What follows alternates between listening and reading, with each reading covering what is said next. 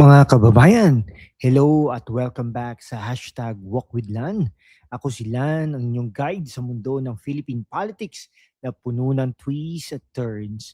Parang teleserye, pero totoo. Today, we are diving deep into a hot topic. Bakit si Bong Revilla ang unang kinasuhan? At bakit sinabi ni DILG Secretary John Vic Rimulya na may direct links in testimonies? Imagine this, isang dating senador, action star, at pork barrel survivor biglang back in jail over a ghost flood control project. Shocking, right? Pero wait, there's more. Ito'y hindi basta-basta chismis. It's rooted in facts from the Ombudsman, Sandigan Bayan at recent whistleblower revelations. Para sa mga youth na tulad nyo, skeptical sa sistema, at sa mga OFW na gustong updated sa bayan, this episode is for you. We will break it down intellectually, critically, at with some witty commentary. To keep you hooked, fact, corruption costs the Philippines billions yearly, and this case might just be the tip of the iceberg. Kaya mamaya, tatalakayin natin ang history ni Revilla sa pork barrel scam, ang bagong Bulacan Ghost Project, at bakit direct links ang keyword dito. Stay tuned at wag i-skip may surprise analysis sa dulo. Like at subscribe muna. Let's walk together. Okay, let's start with the basics para sa mga bagong viewers o yung mga youth na hindi pa familiar. Si Ramon Bong Revilla Jr., yes, that Bong Revilla from movies like Agimat at Panday, entered politics in the 90s. Naging vice governor ng Cavite, governor at senador from 2004 to 2016, then re-elected in 2019, pero natalo sa 2025 elections, Ay, nako. His family is a political dynasty. Ama niyang si Ramon Revilla Sr. ay senador din. Naging senador, At asawa niyang si Lani Mercado ay congresswoman. Pati ang mga anak niya, dalawang anak niyang congressman, isang party list at isang district representative. So, parang tatlo sila. Pero ang dark side, the infamous pork barrel scam noong 2013, ano ito? Priority Development Assistance Fund, PDAF, o pork barrel na supposed to be for projects pero allegedly ginamit sa kickbacks. Si Revilla kasama ni si Jinggoy Estrada at Juan Ponce Enrile ay kinasuhan ng plunder para sa 224 million pesos na funneled sa bogus NGOs ni Janet Lim Napoles. Parang magic trick, pera ng bayan biglang nawawala. Okay, noong 2014, si Revilla ang unang senador na naares, detained sa Camp Crame pero acquitted sa plunder noong 2018 ng Sandigan Bayan. Pero ordered to return 124 million pesos hanggang ngayon hindi pa fully na ibalik. At ang 16 graft cases dismissed in 2021 for insufficient evidence. Was it justice or political maneuvering? Para sa mga OFW, isipin ninyo, while you are working hard abroad, ganito ba ang nangyayari sa taxes nyo? Ngayon, bakit back to square one? Susunod ang new scandal. Fast forward to 2026, January 16, the Office of the Ombudsman files graft and malversation cases against Revilla over 92.8 million pesos flood control project in Bulacan. Ano ito? Allegedly, ghost project, walang aktual na construction, pero may disbursed funds, no? Revilla's former senator, contractors at dating Bulacan officials, based on a new whistleblower who alleged kickback scheme.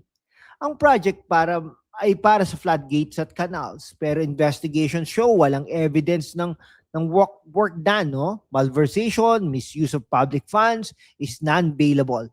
Kaya warrant issued agad ng Sandigan Bayan, 3rd Division on January 19. Revilla surrenders that day after call with his friend, DILG Secretary John Vic Rimulya, now detained sa Quezon City Jail in Payatas, not Camp Crame this time. From luxury detention to regular jail, level up ba ito o downgrade? Bakit ngayon, Revilla lost re-election in 2025? Is this post-election payback or genuine justice under the current admin? Similar cases against other ex-lawmakers like Jinggoy Estrada are pending preliminary investigation. Para sa mga kabataan, this shows how corruption in infrastructure affects us. Think floods in Manila, walang solusyon dahil sa ghost projects. Ano sa tingin ninyo, kababayan? Comment down below. Next si Remulla's bombshell statement. Now the core bakit si Bong Revilla ang unang kinasuhan? Sa interview ngayong araw sa ANC Head Start with Karen Davila, sinabi ni DILG Secretary John Vic Remulla, there were direct links and testimonies that led to Revilla being charged first. Sinasabi ni Remulla, ang Remulla and Revilla are friends from Cavite politics. Remulla's brothers is DOJ Secretary Jesus Crispin Remulla, pero duty first, sabi niya. Ang direct links ay mula sa testimonies ng whistleblower at possibly other witnesses. The whistleblower came forward alleging Revilla's involvement in kickbacks from flood projects. Is this selective justice? Bakit si Revilla ang una? Habang iba pang accused like Saldico or Atong Ang are still pursued. Parang chess game. Revilla, the first pawn, but seriously, this highlights how testimonies can fast-track cases in Philippine courts. Para sa mga OFWs, imagine sending remittances, tapos ginagamit sa ghost projects. Under RA 7080 plundered law, direct evidence like testimonies is crucial.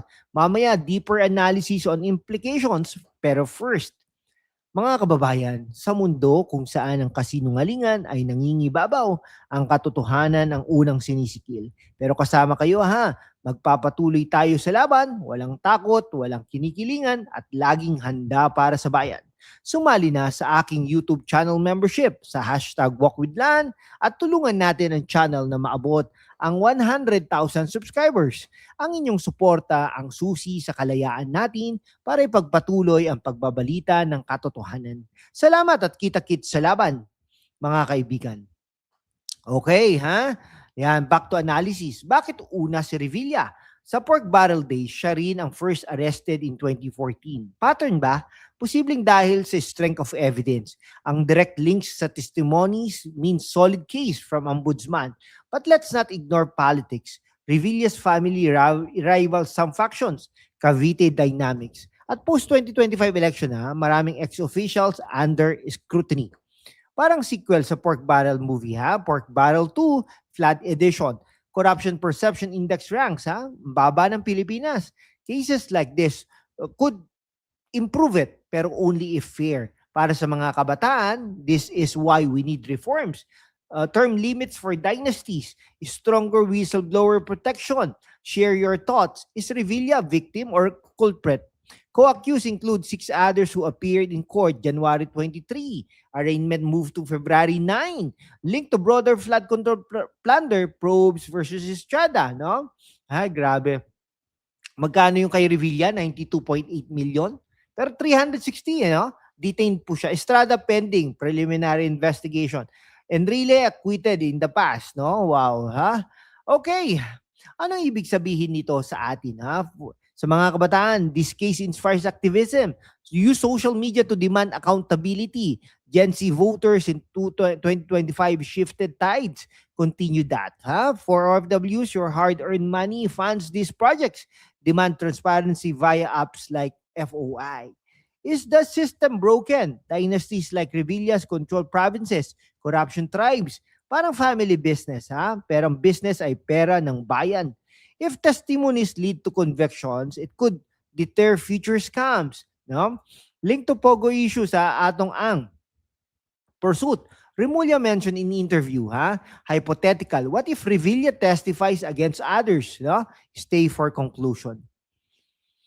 To wrap up, mga kababayan, si Bong Revilla po charged first dahil sa direct links in testimonies ayon kay Remulla. A mix of evidence and perhaps timing, no? But the real question, will this lead to real change? Fact-based, critically, it's a step pero we need more. Para sa mga kabataan at OFWs, kayo ang future. Vote wisely, stay informed.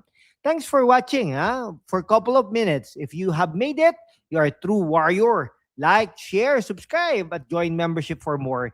Next episode natin, deep dive sa atong case. Kita-kits at ingat lagi. Mabuhay ang Pilipinas.